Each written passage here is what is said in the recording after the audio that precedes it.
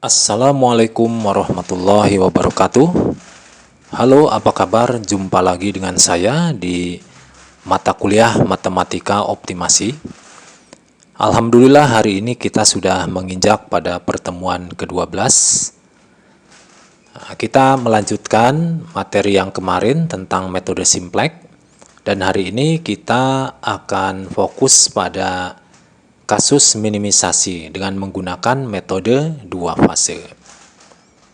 Nah, seperti biasa, mohon ditekan tombol subscribe, kemudian tombol lonceng, dan jangan lupa ditekan tombol like. Saya ucapkan terima kasih bagi Anda yang telah membantu mengembangkan channel ini supaya tambah bermanfaat. Baik, kita mulai saja. Nah, ini kita akan mulai pada dua hal. Nah, ini pada beberapa kejadian akan terasa sulit ya nanti jika menentukan solusi dasar visible awal dari permasalahan program linear yang diberikan. Nah, seperti pada dua hal di bawah ini. Yang pertama, untuk kasus ya pembatas yang bertanda kurang dari atau sama dengan. Nah, ini bentuk umumnya seperti ini. Jika kita mau diubah ke bentuk standar, suatu saat misalkan kita menemukan nilai constraint-nya yaitu BI bernilai negatif. Nah, kemudian kita ubah ke bentuk standar. Nah, di sini kita tandai negatif. Nah, di sini tentu saja karena bentuknya kurang dari atau sama dengan, berarti kita tambahkan variabel slack. Namun untuk menentukan solusi dasar visible, nah nanti kan dia sementara yang variabel non-basisnya harus bernilai 0, sehingga nanti variabel slack-nya akan negatif. Nah, ini nggak mungkin. Ini akan kontradiksi dengan syarat awal, yaitu slack itu harus non-negatif. Pada kasus kedua, kalau pembatas bertanda lebih besar atau sama dengan, nah, kita bisa lihat ini bentuk umumnya. Nah, kemudian kalau bentuknya lebih besar sama dengan, berarti kita kurangkan dengan variabel surplus. Nah, di sini karena kita akan membuat solusi dasar yang visible dulu, sehingga harus mengenolkan beberapa variabel. Nah, di sini variabel keputusannya kita anggap 0 dulu, sehingga di sini surplus akan bernilai negatif BI, ya. Nah, ini juga tidak mungkin, karena variabel surplus pun harus non-negatif. Oleh karena itu, kita akan mengatasi permasalahan ini dengan apa yang namanya variabel artifisial, yaitu variabel buatan. Nah, untuk mengatasi perlu ditambahkan variabel artifisial, kita namakan A ya. Nah, ini kita kasih notifikasi indeks itu ya. Indeks I itu berjalan dari 1, 2, 3 sampai M. M itu sejumlah dengan banyaknya pembatas. Ya. Atau kalau udah dibentuk ke bentuk standar itu sesuai dengan banyaknya persamaan. Nah, ini untuk solusi dasar visible awal. Nah, sehingga bentuk persamaan menjadi bentuk program linear bantu atau sementara seperti berikut ini. Nah, ini berarti koefisien ya untuk setiap variabel keputusan dikurangi dengan surplus ditambah dengan artifisial sama dengan constraint atau pembatas. Nah, nanti ditetapkan lagi bahwa variabel keputusan surplus dan artifisial harus non-negatif. Yang kedua, bentuk persamaan simultan akan mempunyai total sebanyak n plus m plus m variabel yang terdiri atas n variabel keputusan, kemudian m variabel artifisial, dan m variabel surplus. Kemudian yang ketiga, solusi dasar visible awal ada sebanyak m yang masuk sebagai basis, sedangkan sisanya sebanyak n plus m dibuat sama dengan 0. Nah, yang keempat, variabel artifisial tidak memiliki arti dalam arti fisik. dan hanya digunakan sebagai alat untuk menghasilkan solusi awal untuk masalah program linear. Nah, variabel artifisial ini muncul ketika kendala berbentuk sama dengan atau lebih besar sama dengan. Yang kelima, solusi awal adalah artifisial ke I sama dengan B ke I. Nah, ini sebetulnya bukan merupakan solusi ya dari sistem persamaan asli karena kedua sistem persamaan tersebut tidak ekivalen. Jadi, nanti variabel artifisial harus dihilangkan dari solusi optimal.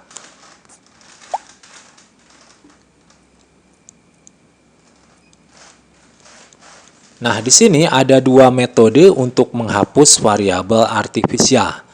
Ya, yang pertama adalah metode dua fase, yang kedua adalah metode Big M. Nah, hari ini kita akan kupas tentang metode dua fase. Metode dua fase seperti namanya ini terdiri dari dua fase atau dua tahap. Fase yang pertama itu tujuannya meminimalkan variabel artifisial. Jumlahnya nanti tergantung pada kendala program linear untuk mendapatkan solusi dasar visible. Kemudian fase 2 itu meminimalkan fungsi tujuan di awal yang didapatkan dari solusi dasar visible pada fase 1. Nah, ini di bawah ini adalah manfaat metode dua fase. Yang pertama, tidak perlu ada asumsi yang jelas ya, seperti redundan atau berlebih, tidak konsisten atau tidak dapat dipecahkan dalam bentuk bilangan non-negatif. Yang kedua, memudahkan penentuan solusi dasar visible awal pada fase 1. Yang ketiga, jika terdapat solusi dasar yang didapatkan pada akhir fase 1, dapat digunakan sebagai solusi awal pada fase 2. Jadi kalau misalkan solusi dasarnya udah dapat pada fase 1, tinggal melanjutkan saja ya. Jadi tabel yang sudah didapat pada fase 1 nanti menjadi tabel awal untuk fase 2. Nah, karena metode dua fase merupakan salah satu metode simplex tersebut merupakan algoritma, maka metode dua fase pun berupa sebuah algoritma juga. Nah, pada fase 1, langkah pertama adalah jika semua kendala dalam masalah program linear yang diberikan bertipe kurang dari atau sama dengan, maka tahap 2 dapat langsung digunakan untuk memecahkan masalah. Jadi ini kalau semua pembatas itu berbentuk kurang dari atau sama dengan, maka langsung ke tahap 2, langsung ke permasalahan aslinya itu ya. Tidak perlu harus melewati fase 1 dulu. Nah, kemudian jika bertipe lebih besar atau sama dengan, jumlah surplus dan artifisial yang diperlukan variabel ditambahkan untuk mengubah kendala menjadi sama dengan. Nah, seperti untuk yang bertipe lebih besar atau sama dengan, maka harus ditambahkan variabel surplus dan artifisial ya. Kemudian jika masalah program linear yang diberikan adalah minimisasi, maka ubahlah menjadi jenis maksimisasi ya dengan metode biasa. Jadi ini antara meminimalisasi dan memaksimasi ya, itu ada hubungan ya. Jadi kalau misalkan mau meminimumkan fungsi objektif suatu Z, maka setara dengan memaksimumkan negatif Z-nya. Nah, itu adalah bentuk konversinya. Kemudian langkah kedua, tetapkan koefisien 0 untuk masing-masing variabel keputusan, XJ, dan variabel surplus, dan menetapkan min 1 untuk koefisien pada masing-masing variabel artifisial. Jadi untuk kasus maksimum ini kita buat objektifnya adalah Z bintang ya. Nah, ini isinya adalah variabel artifisial semua dengan koefisien adalah negatif 1. Nah, banyaknya itu sejumlah M. Gitu ya. Nah, ini adalah bentuk kendalanya seperti ini. Nanti I-nya berjalan sebanyak M. Sedangkan Y-nya berjalan sebanyak N, ya, sejumlah variabel. Kemudian pada tahap 3, terapkan algoritma simplex untuk menyelesaikan masalah program linear bantu ini. Nah, nanti ada 3 kasus yang mungkin muncul. Yang pertama, jika maksimum Z bintang itu sama dengan 0, dan setidaknya ada satu variabel artifisial dalam basis dengan nilai positif, ini berarti bahwa tidak ada solusi yang visible untuk masalah program linear asli. Jadi kalau ditemukan nanti kasusnya seperti ini, ya, jadi tidak usah repot-repot melanjutkan, ya, karena dia udah dipastikan tidak ada solusi yang visible nanti untuk masalah program linear aslinya. Jadi ketahuan dari sejak fase 1. Kemudian yang kedua, jika maksimum Z bintangnya sama dengan 0 dan tidak ada variabel artifisial di basis, jadi di basis itu sudah tidak nongkrong lagi variabel artifisial, ini berarti bahwa hanya variabel keputusan aja yang sudah masuk berada di basis. Dan karenanya lanjutkan ke fase 2 untuk mendapatkan solusi dasar visible optima, ya, pada masalah program linear yang asli. Jadi kalau sudah tergantikan itu variabel artifisial, ya, oleh variabel keputusan, berarti itu bisa untuk dilanjutkan ke fase 2. Untuk kasus ketiga, jika maksimum Z bintang sama dengan 0 dan setidaknya satu variabel artifisial ada dalam basis dan nilainya juga 0, ini berarti bahwa solusi layak untuk masalah PL bantu juga merupakan solusi layak untuk program linear asli, ya. Nah, ini berarti untuk sampai pada solusi dasar yang visible, lanjutkan langsung ke fase 2, atau yang lain menghilangkan variabel dasar artifisial dan kemudian melanjutkan ke fase 2. Jadi ini kan tujuannya pada fase 1 itu kan menghilangkan variabel artifisial. Nah, jika nilainya 0, maka itu kan berarti sudah hilang, ya. Maka itu sama aja dengan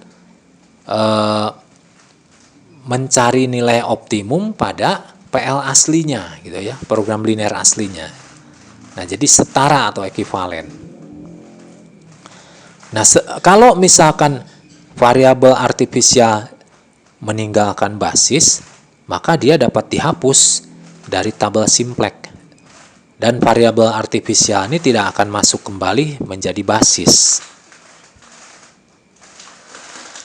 Nah, kemudian pada fase 2, tetapkan koefisien aktual untuk variabel dalam fungsi tujuan yang muncul pada nilai 0 di basis pada akhir fase 1. Jadi nanti koefisiennya, ya, untuk kalau sudah terakhir pada fase 1 nanti dipakai kembali pada tabel awal untuk fase 2. Kemudian fase 2 bisa dimulai setelah variabel artifisial mempunyai koefisien 0 atau ada kondisi lain yang mengharuskan berhenti. Tabel simplex pada fase 2 sudah tidak mengandung variabel artifisial lagi. Kemudian tabel simplex terakhir pada fase 1 itu menjadi tabel awal pada fase 2. Nah, ini adalah ada beberapa ketentuan tadi tentang metode 2 fase. Untuk lebih jelasnya, mungkin kita akan coba pada contoh soal, ya. Di sini ada contoh soal yang pertama. Gunakan algoritma simplex 2 fase untuk menyelesaikan permasalahan program linear berikut. Ini fungsi objektifnya disebutkan adalah meminimumkan Z. Ya, Z itu di sini X1 plus X2 gitu bunyinya. Nah, ini di bawahnya diterapkan untuk kendala berikut. Jadi 2X1 plus X2 lebih besar atau sama dengan 4. X1 plus 7X2 lebih besar atau sama dengan 7. Nah, kedua variabelnya harus non-negatif. Kemudian kita akan menjawab permasalahan ini. Yang pertama adalah untuk fase 1, ya. Langkah 1 tentu saja kita misalkan Z bintang itu adalah bentuk negatifnya dari Z asli. maka nanti memaksimumkan Z bintang itu sama aja dengan negatif X1 min X2. Nah, di sini untuk fungsi kendalanya yang tadinya dalam bentuk umum sudah diubah ke dalam bentuk standar. Karena ini bentuknya lebih besar keduanya, berarti ini yang pertama akan dikurangi dengan surplus S1 dan ditambah artifisial yang ke-1 ya. Nanti akan menjadi sama dengan di sini. Nah, yang kedua juga sama, ini surplus juga bentuknya. Ini dikurangi S2 plus A2 sama dengan 7. Nah, di sini juga mengembang variabelnya juga yang non negatif setelah diubah ke bentuk standar menjadi 6 variabel yang non negatif. Kemudian langkah selanjutnya kita akan menetapkan koefisien 0 untuk masing-masing variabel keputusan dan juga untuk variabel surplus, dan menetapkan negatif 1 untuk koefisien pada variabel artifisial. Nah, di sini ya ketentuannya kita memaksimumkan Z bintang, nah, yang berisi variabel artifisial. Nah, kita bentuk ya, karena variabel artifisialnya ada 2, berarti ini kita bentuk max Z bintang sama dengan min A1 min A2. Ini akan diterapkan pada kendala ini, ya seperti yang pada langkah 1 tadi. Lalu selanjutnya kita akan bentuk tabel awal ya. Di sini kita akan membuat fungsi objektifnya dalam fungsi objektif Z bintang. Nah, ini ya. Ini maksimum Z bintang, ini koefisien-koefisiennya ditaruh di paling atas ini. Ini yang 0, 0, 0, 0 adalah koefisien milik X1, X2, S1, dan S2. Sedangkan negatif 1, ini miliknya A1 dan A2. Seperti itu ya. Nah, kemudian ini pada tabel ini diterangkan bahwa yang paling kanan ini adalah koefisien variabel dasar, yaitu negatif 1 dan negatif 1. Ini adalah miliknya variabel sementara, yaitu diisi oleh A1 dan A2. Jadi di kolom basis ini sebagai isi dari variabel dasar, itu sementara diisi dulu oleh variabel artifisial pada fase 1. Kemudian nilai variabel dasarnya dimasukkan konstren ya dari pembatas ini 4 dan 7 dimasukkan di sini. Jadi untuk sementara pada awal ini kita akan menolkan dulu X1, X2, S1, S2. Jadi sebagai basis penyelesaian awal ini adalah A1 dan A2 yang nilainya masing-masing 4 dan 7. Kenapa kita menggunakan A1 dan A2 sebagai solusi basis yang awal? Nah, karena dia berkorespondensi sebabnya dengan matrik identitas ini. Nah, ini matrik identitas ini berada di kolom basis A1 dan A2. Maka dari itu sementara kita buat A1 dan A2-nya sebagai solusi dasar dulu ya. Nah, mari kita hitung ini kita hitung Z-nya dengan cara, nah ini masing-masing elemen yang sesuai dikalikan, kemudian dijumlahkan. Ini min 1 dikali 4 ditambah min 1 dikali 7. Jadi hasilnya adalah min 11. Z bintang untuk saat ini nilainya min 11. Kemudian kita hitung untuk Z kecil ini, Z tiap J, ini kita hitung antar kotak biru ini ya. Caranya sama, min 1 kali 2 ditambah min 1 kali 1. Nanti simpan di bawahnya. Hasilnya adalah min 3. Kemudian dengan cara yang sama, ini pun didapatkan hasilnya min 8. Yang ini didapatkan 1 dan yang ini didapatkan 1. Kemudian yang ini didapatkan min 1, yang ini didapatkan min 1. Nah, setelah lengkap, baru kita kurangkan nilai C dikurangi nilai Z. Nah ya, 0 dikurangi min 3, nanti hasilnya adalah 3. 0 dikurangi min 8 hasilnya 8. 0 dikurangi 1 hasilnya min 1. 0 dikurangi min 1 0 dikurangi 1 hasilnya min 1. Min 1 dikurangi min 1 hasilnya 0. Min 1 dikurangi min 1 hasilnya juga 0. Nah, kita lihat ini, kita uji keoptimalannya. Karena ini kasusnya maksimum, maka sepanjang masih ada nilai yang positif, maka itu dinyatakan belum optima. Gitu ya. Jadi ternyata ini masih ada yang positif. Maka dari itu ini belum optima. Jadi kita akan lanjutkan pada iterasi berikutnya. Kita akan mengulang lagi ya.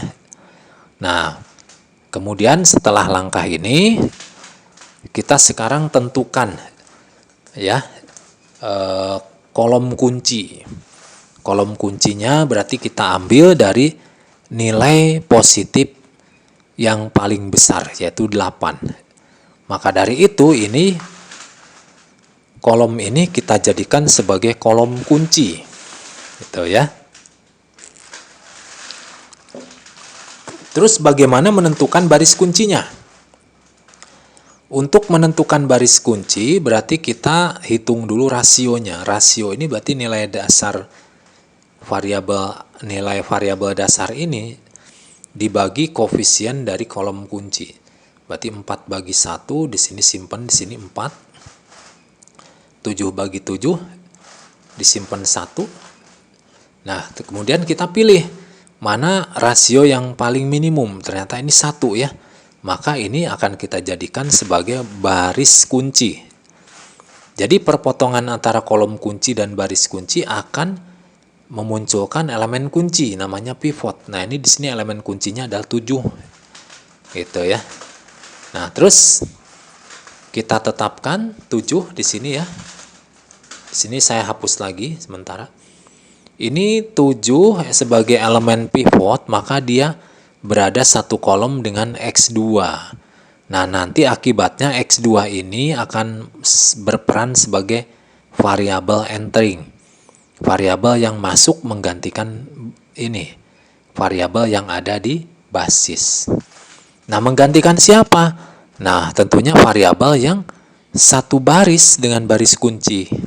Berarti dia akan menggantikan A2. Oleh karena itu, koefisiennya juga ini 0 juga akan ikut serta menggantikan negatif 1. Nah, kemudian otomatis kalau A2 sudah tidak ada di dalam basis, berarti ini kita tutup ya. Artinya sudah keluar dari basis, berarti tidak dipakai lagi. Seperti itu ya. Karena memang artifisial itu sifatnya sementara. Nah, baik, kita lanjutkan lagi. Ini kita lanjutkan dengan operasi baris elementer ya. Ini 7 ini kan pivot, tapi belum 1. Supaya jadi 1, maka dia harus dibagi 7. Dan ini diberlakukan pada teman-temannya yang satu baris ini. Nah, dengan perintah seperti ini, maka didapatkan baris keduanya ini ya, nilainya ya, seperti yang dilihat 1, 1/7, 1, 0, 0, 0, 1/7. Kita pindahkan ke sini. Nah, seperti ini. Nah, ini elemen pivotnya sudah 1. Kemudian elemen lain yang sekolom dengan elemen pivot itu harus 0. Maka dari itu ini 1 itu harus berubah jadi 0. Nah, jangan sampai dikalikan 0 biar cepat, enggak. Ini harus dikaitkan dengan elemen pivot ya. Berarti ini 1 dikurangi 1 kalinya elemen pivot. Nah, ini teman-temannya yang satu baris mengikut perintahnya. Nah, perintahnya seperti ini.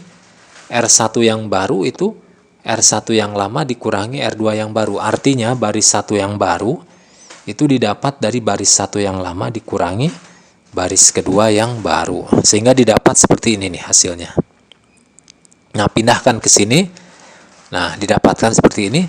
Lalu kalau ini sudah berkorespondensi dengan elemen identitas, ini cuma 0 dan 1, maka kita hitung lagi Z-nya. Kenapa? Karena pasti ada perubahan pada nilai dasar variabelnya. Akan merubah nilai juga ini. Nah, kita kalikan Ya, hasilnya di sini adalah min 3. Kemudian untuk nilai Z kecil, kita kali-kalikan juga, ini hasilnya min 13/7, yang di sini hasilnya 0, yang ini hasilnya 1, kemudian yang ini hasilnya adalah min 1/7, dan yang ini hasilnya adalah min 1. Nah, terus kita hitung selisih C dengan Z-nya. Di sini 0 dikurangi min 13/7, hasilnya ya 13/7. Nah, ini ngikut juga yang kolom kedua nih hasil-hasilnya, selisihnya. Nah, setelah didapatkan semuanya, kita lihat lagi. Karena ini bentuknya memaksimumkan, kita lihat apakah masih ada yang positif. Oh, ternyata ada, yaitu 13/7. Jadi ini 13/7 ini karena masih positif, berarti kita nyatakan ini belum optimal. Berarti masih harus diulang lagi pada iterasi berikutnya. Nah, ini adalah sudah masuk kepada iterasi berikutnya. Berarti kita tentukan nilai positif ya, yang terbesar itu ya, yaitu 13/7. Nah, ini kita nyatakan sebagai kolom kunci. Nah, untuk menentukan baris kunci, maka kita hitung rasionya. 3 dibagi 13/7 adalah 21/13. 1 dibagi 1/7 adalah 7. Nah, dari sini kita tentukan rasionya ya, yang paling kecil tuh ya, 21/13. Maka di sini kita nyatakan sebagai baris kunci. Nah, seperti ini ya. Otomatis ini elemen pivotnya adalah 13/7. Nah, kita salin lagi pada tabel berikutnya. Ini 13/7.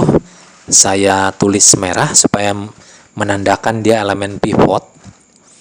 Nah, berarti ini elemen pivot ini sekolom dengan X1. Ini kan kolom kunci.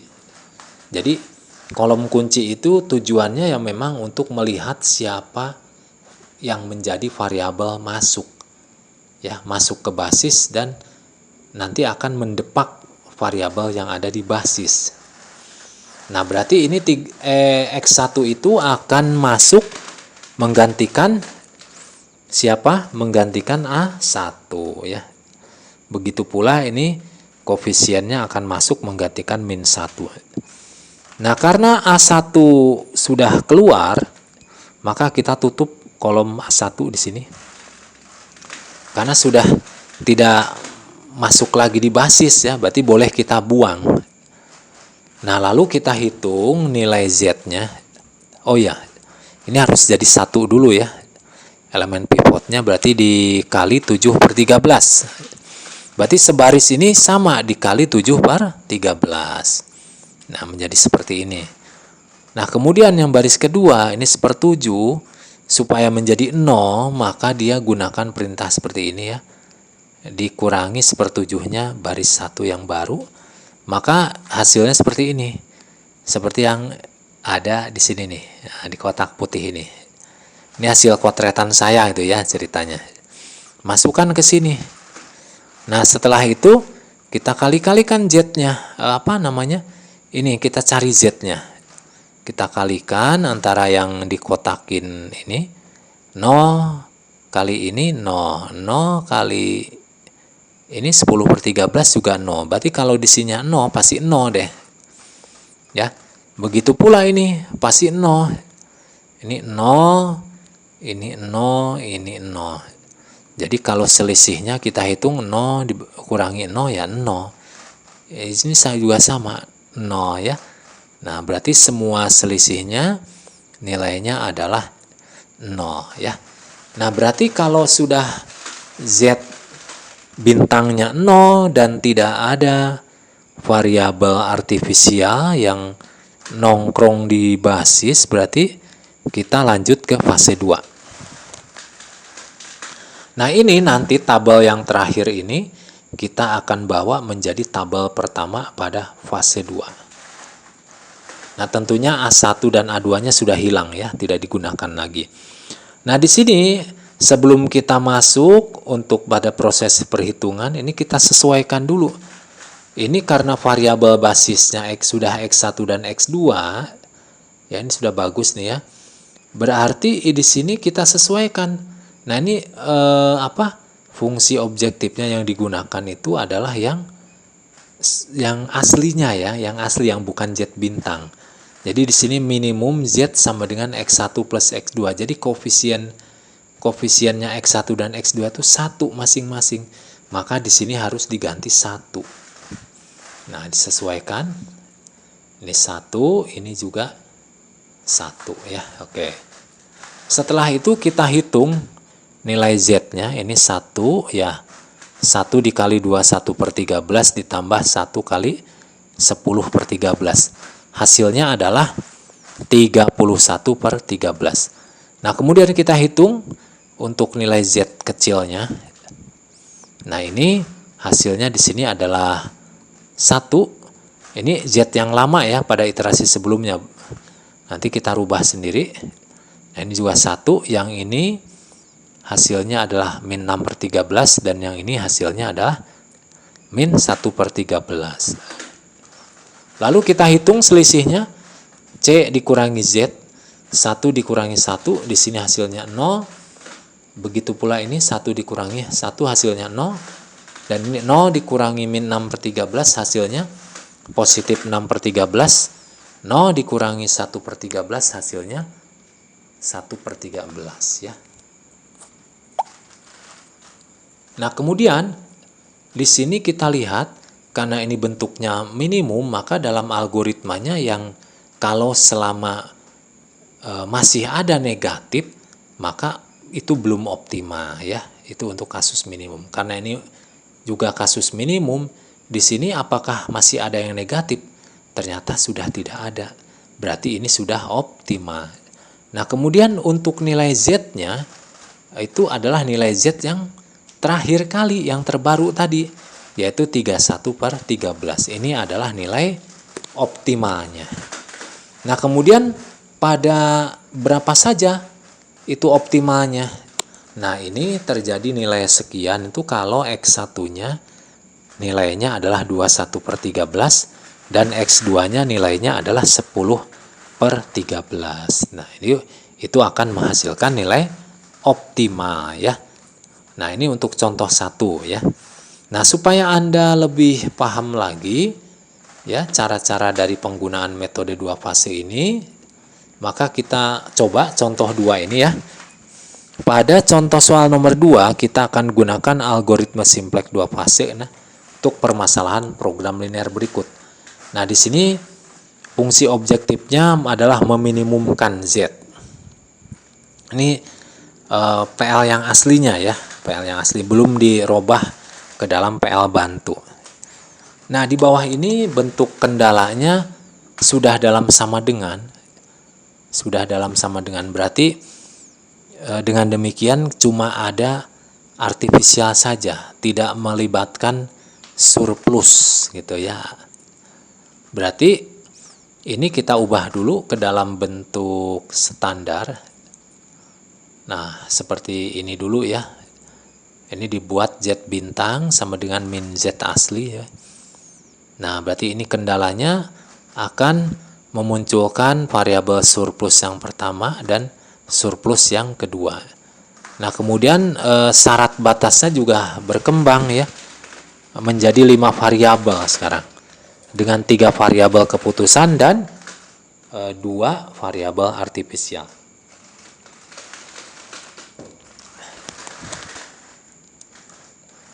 Nah, kemudian kita lanjutkan langkah kedua.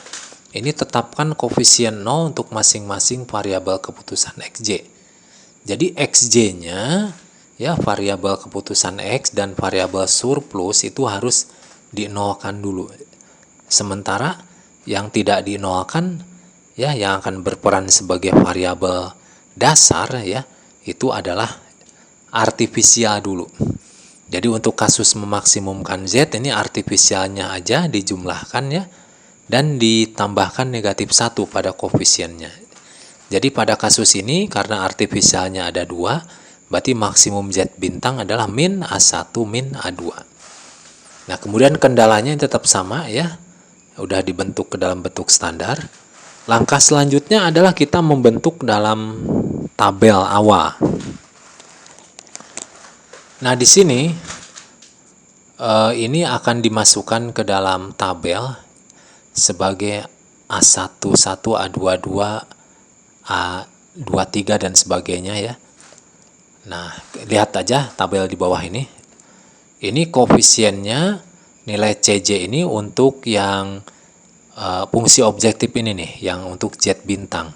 Jadi semua koefisien 0 kecuali artifisial ya. Di sini artifisialnya berkoefisien negatif 1 masing-masing. Sehingga di sini ditaruh min 1 dan min 1. Nah, kemudian ini artifisial itu berperan sebagai basis terlebih dahulu ya. Sebagai basis dulu. Karena yang lain dinolkan dulu, maka dia sebagai solusi dasar yang awal dulu. Nah, ini cirinya adalah dia mempunyai kolom identitas sepertinya, membentuk matriks identitas. Jadi kita nyatakan mereka sebagai variabel dasar dulu, maka taruh di basis. Nah, oleh karena koefisiennya negatif 1, maka ini taruh negatif 1 masing-masing di sini. Nah, kemudian nilai variabel dasarnya ya, berarti sementara 2 dan 1. Jadi A1-nya itu 2, A2-nya itu 1 gitu ya. Nah, mari kita hitung nilai Z-nya. Ini min 1 kali 2 ditambah min 1 kali 1 menghasilkan min 3. Kemudian juga sama ya, ini dikalikan dengan ini. Ya, min 1 kali min 2 ditambah min 1 kali 2. Hasilnya adalah 0. Kemudian yang ini hasilnya adalah min 4. Yang di sini hasilnya adalah berapa? Min 7. Yang di sini hasilnya adalah min 1. Dan yang di sini adalah hasilnya min 1. Kemudian kita kurang-kurangkan ini C dikurangi Z. Kita simpan di baris C min Z. 0 dikurangi 0. Hasilnya adalah 0. 0 dikurangi min 4 hasilnya 4. Kemudian 0 dikurangi min 7 hasilnya adalah 7. 0, min 1 dikurangi min 1 hasilnya 0. Min 1 dikurangi min 1 hasilnya 0. Nah, karena ini kasus memaksimumkan, jadi pada nilai terakhir ini kita tentukan dulu apakah masih ada yang positif. Kita uji ya. Ternyata masih ada yang positif ya. Nah, ini berarti belum optimal. Berarti kita masih harus lanjutkan ke iterasi berikutnya. Nah, di sini nilai positif yang terbesar ada yaitu 7, maka ini akan kita jadikan sebagai kolom kunci. Nah, kemudian sebagai baris kunci kita tentu saja tentukan dulu rasionya ya. Ini berarti 2/3 dan 1/4. Nah, ini ya. Nah, di antara 2/3 dan 1/4 tentu saja yang lebih kecil adalah 1/4. Oleh karena itu kita gunakan ini sebagai baris kunci. Nah, seperti ini ya. Nah, kemudian ini 4 ini berarti otomatis dia sebagai elemen pivot. Baik, kita lanjutkan lagi. Ini 4 sebagai elemen pivot, maka dia akan sekolom dengan X3. Oleh karena itu X3 akan berperan sebagai variabel entering atau variabel masuk ke basis. Dia akan mendepak siapa? Mendepak A2 ya. X3 akan mendepak A2. Nah, kemudian ini 0 juga ngikut akan mengganti minus 1. Nah, selanjutnya adalah kita tentukan elemen pivotnya itu harus 1 dulu. Oh iya, ini berarti dihapus dulu ya A2 ya, karena sudah tidak dipakai lagi. Sudah keluar dari basis. Nah, ini berarti 4-nya harus kita nyatakan sebagai 1, berarti dibagi 4 semua menjadi seperti ini. Kemudian ini 3-nya juga harus jadi 0, berarti 3 ini dikurangi 3 kalinya dari baris elemen pivot ini ya. Nah, ini berlaku juga untuk teman-teman yang lain. Maka dari itu kita akan lakukan operasi elemen baris, ya, operasi baris elementer itu ya. Ini menghasilkan 5/4 min 7/2 dan sampai sini ya min 3/4 kita taruh di sini. Kita taruh di sini ya. Nah, seperti ini. Nah, berarti setelah X3 ini variabel entering bawahnya sudah membentuk basis atau vektor identitas, maka kita lakukan perkalian lagi Z-nya. Kita hitung ini dengan ini, hasilnya menjadi min 5/4. Nah, berikutnya juga sama, nilai ini kita hitung sama nilai yang di sini ya, menghasilkan 7/2. Yang sebelah sini menghasilkan 5/4 dan yang sebelah sini menghasilkan 0, sebelah sini juga sebelah sini min 1 ya, menghasilkan min 1. Kemudian selisihnya C dikurangi Z, nah ini 0 dikurangi 7/2, hasilnya min 7/2, 0 dikurangi 5/4, hasilnya min 5/4 ya. Begitu pula yang di sini 7, yang sebelah sini 0. Nah, karena kasusnya memaksimumkan, di sini tidak ada positif ya, tidak ada positif pada non basis, dan nilai artifisial ada 1 pada basis yang bernilai positif. Jadi di sini tidak ada solusi yang visible pada permasalahan PL asli nantinya. Jadi di sini sudah tidak ada yang positif lagi ya pada variabel dasar. Oh ya, ini mohon maaf ini tertulis 7 ya, harusnya 0. Dari mana 0 dikurangi 0? Ini harusnya 0, mohon maaf ya, ini tertulis 7 nih, saya lupa. Nah, berarti ini tadinya saya heran loh, kok ada 7. Nah, ternyata ini memang sudah tidak ada yang positif. Semuanya negatif. Udah mentok, tapi di sini variabel artifisial masih nongkrong. Oh, berarti ini pertanda tidak akan benar nih nanti selanjutnya. Berarti nanti solusinya adalah tidak ada solusi yang visible ya untuk dilanjutkan. Berarti dari sini udah di-cut lebih dulu aja ya. Berarti untuk yang ini tidak usah dilanjutkan ke fase 2. Oke ya. Itu tadi contoh kedua. Nah, sekarang biar lebih paham lagi kita masuk pada contoh ketiga. Pada contoh ketiga ini disajikan permasalahan program linear seperti ini ya. Kasusnya ini memaksimumkan. Nah, berbeda dengan dua contoh tadi. Dua contoh tadi meminimumkan, sedangkan di sini permasalahan aslinya adalah memaksimumkan. Di sini Z-nya kita nyatakan 3x1 plus 2x2 plus 2x3. Di sini constraint-nya atau kendalanya itu ada yang bentuk kurang dari ya, ada yang bentuk lebih dari dan lebih dari. Mari kita jawab. Nah, terlebih dulu di sini ada constraint yang negatif. Ini nggak boleh, harus dibuat positif dulu. Caranya bagaimana? Dikalikan kedua ruas dengan negatif 1 supaya ini berubah menjadi positif 2 gitu ya. Nah, di sini kita ubah dulu. Yang tadinya bentuknya lebih besar atau sama dengan berubah menjadi lebih kecil atau sama dengan ya. Nah, berarti kita buat ini fase satunya.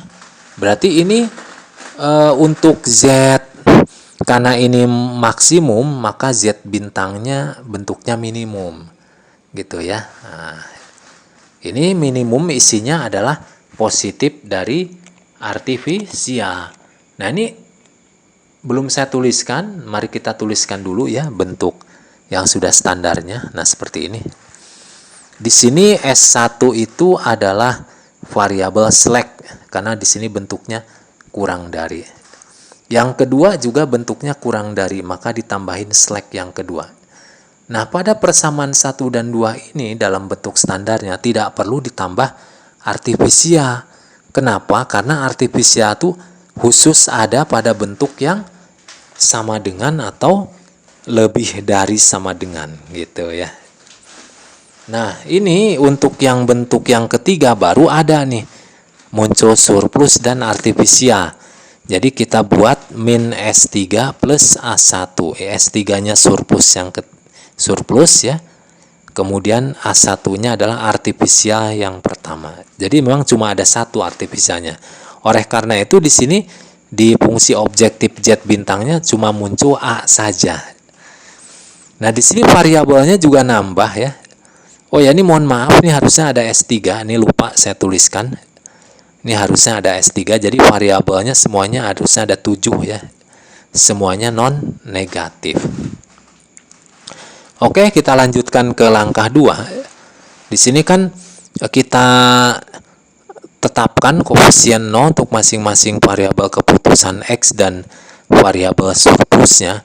Dan karena kasus meminimumkan, jadi menetapkan koefisiennya sebesar 1.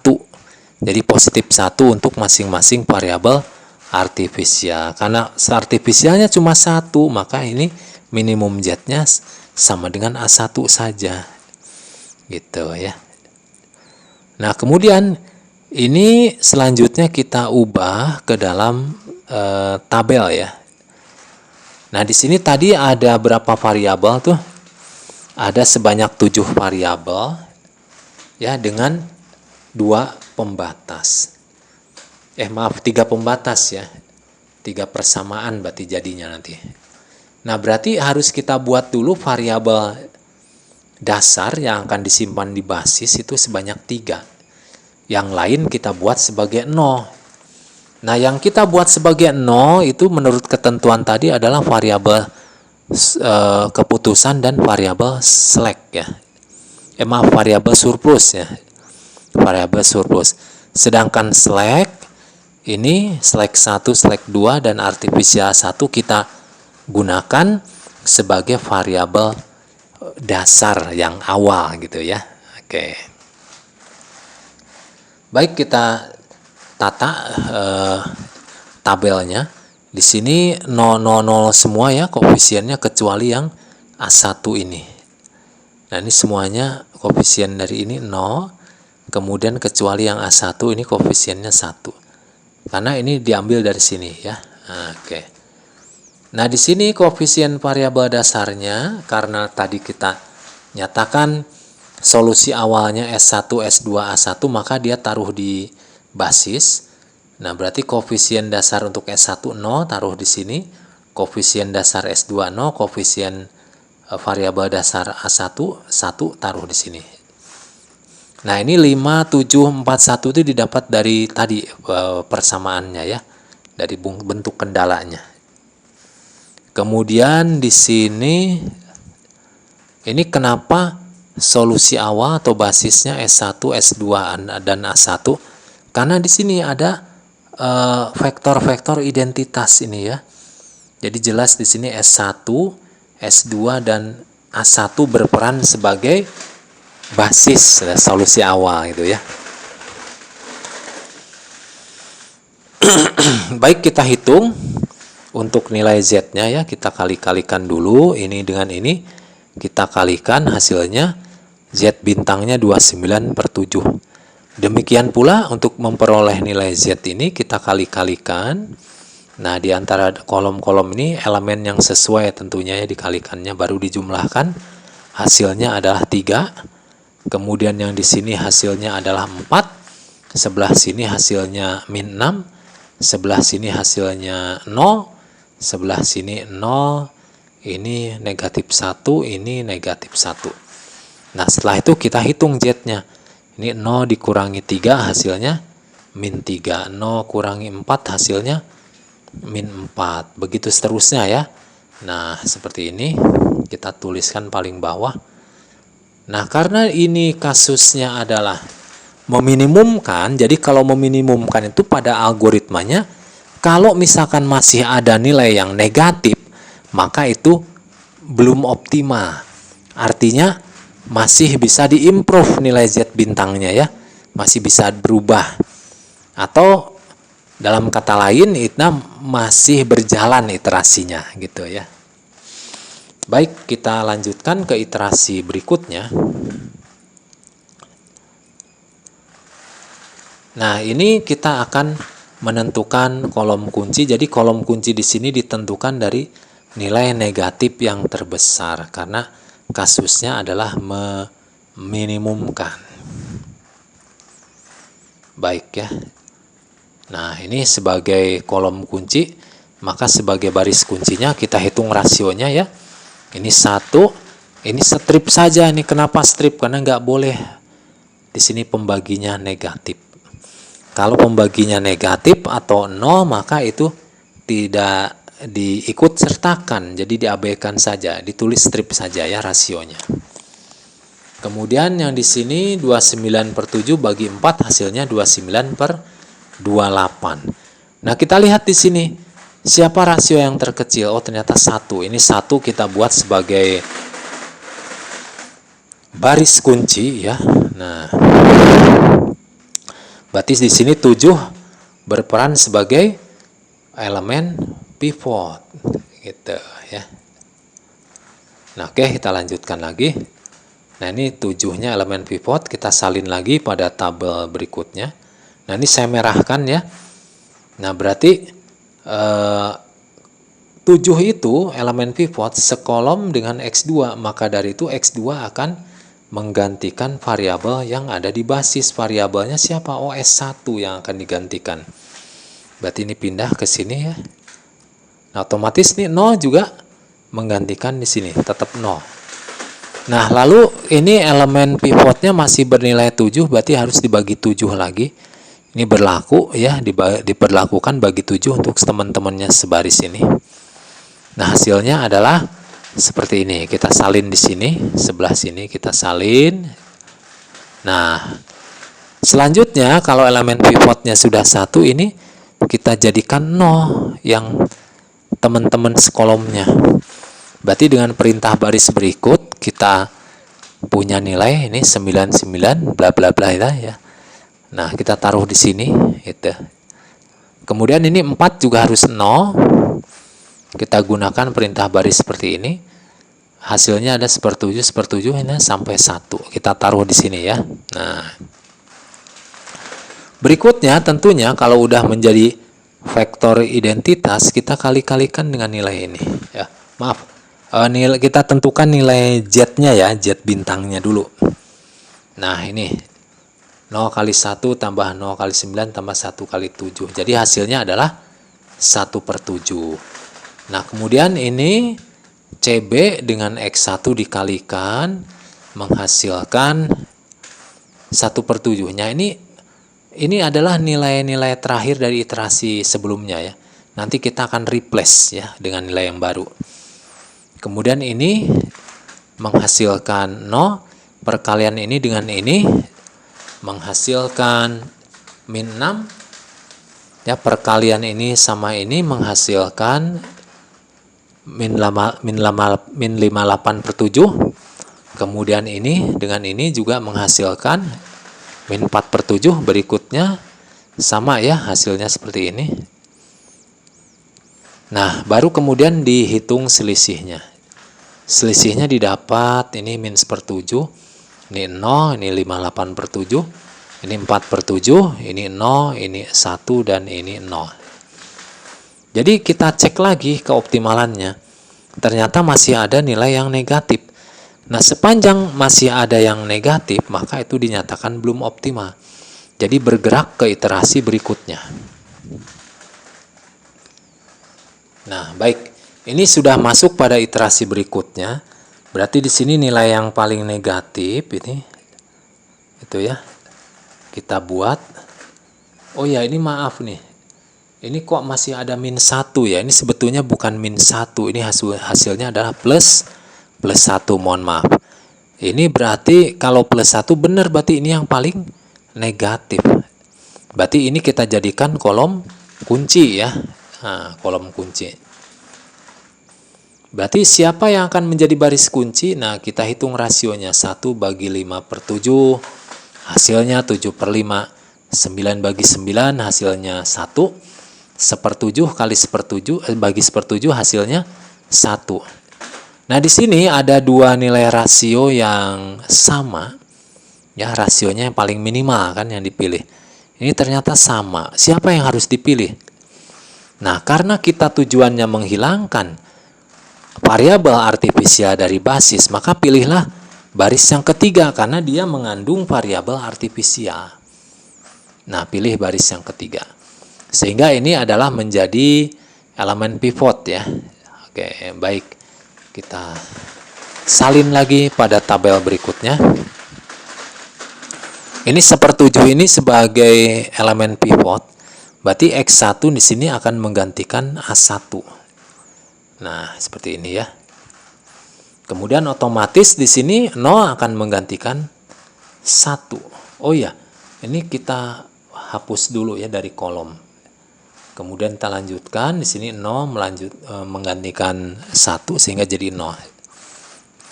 Nah, lalu ini elemen pivotnya kita jadikan apa nih? Kita jadikan 1 dulu, berarti caranya dikalikan dengan 7.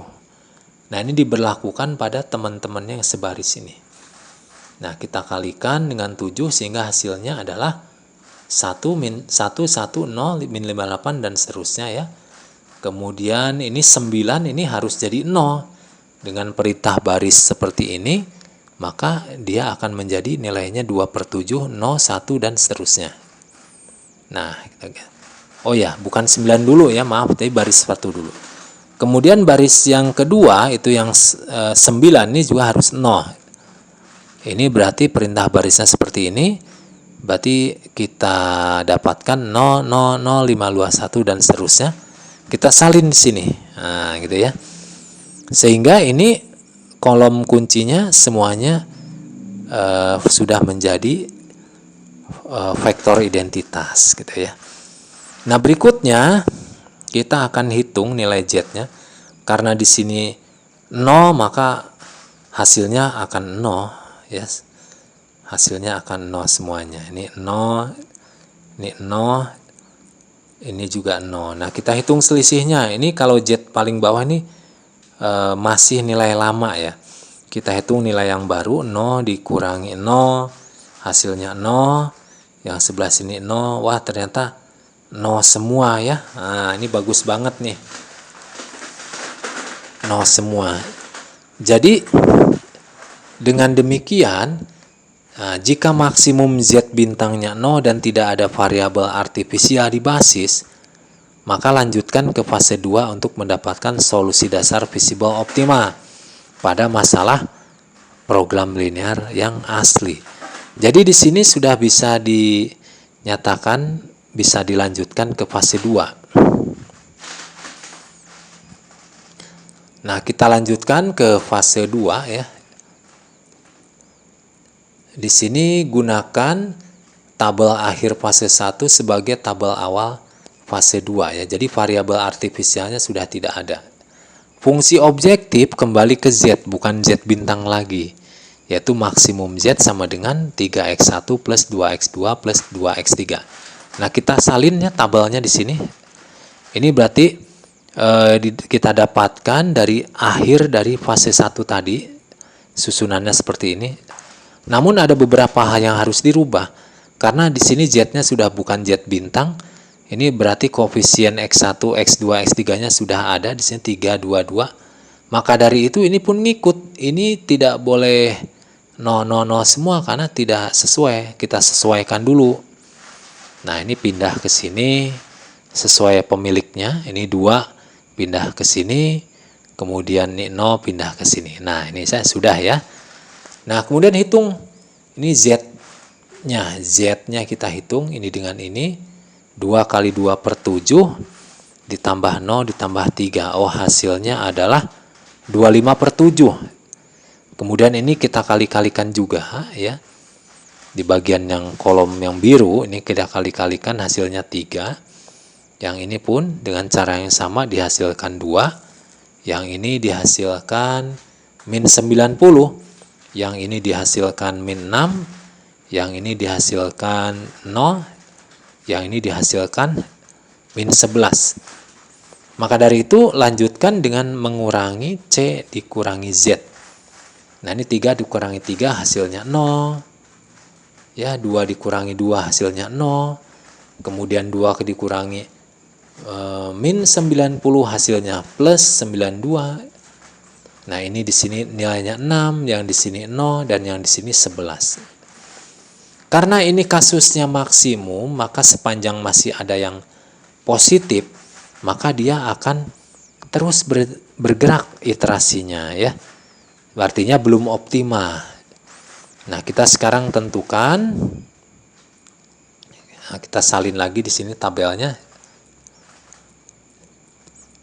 Oh, ini ngulang lagi seperti tadi ya. Oke. Ternyata berulang. Ini saya lupa.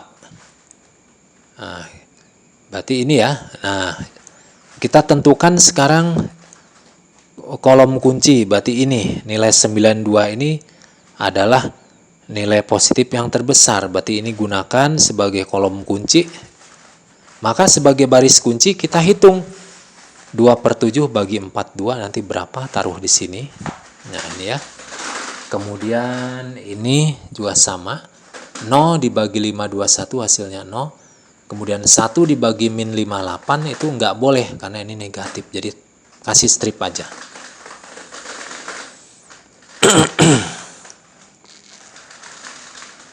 Oke, kita lanjutkan lagi.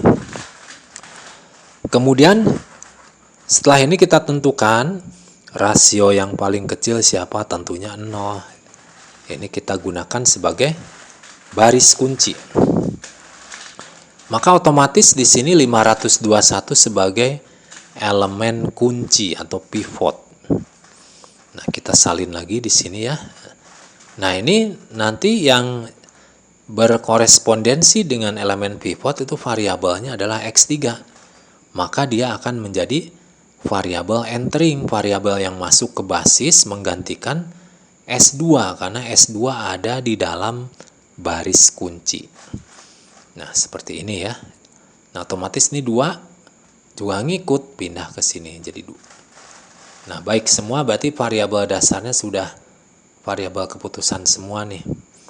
Nah, berarti kita tinggal gunakan operasi baris dasar. Ini pivot ini harus kita bikin 1 dulu.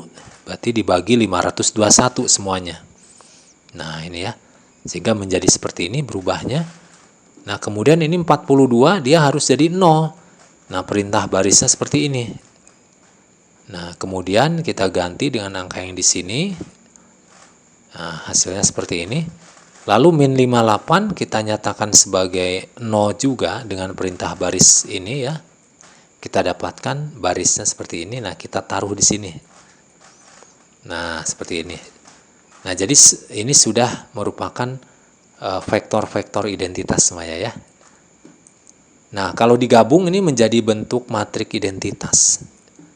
Baik, setelah itu kita hitung lagi nilai Z besarnya karena ini akan ada perubahan nih di nilai variabel dasarnya ya. Kita hitung 2 kali 2/7 tambah 2 kali 0 ditambah 3 kali 1 hasilnya adalah 25/7 gitu ya. Nah, 25/7 berarti ini kita akan lakukan juga perhitungan.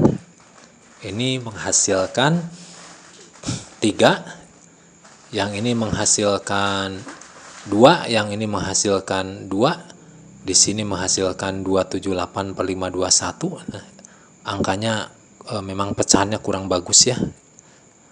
Nah, lalu kita kurangi C dengan Z, hasilnya seperti ini. 0, kemudian 2 dikurangi 2, 0, 2 dikurangi 2, 0, 0 dikurangi 278, min 521 hasilnya min. Nah, di sini min ya. Nah, ini juga. Baik. Nah, sekarang ini di nilai baris yang terakhir, ini kita uji keoptimalannya. Ternyata dia sudah tidak ada sudah tidak ada positif lagi ya.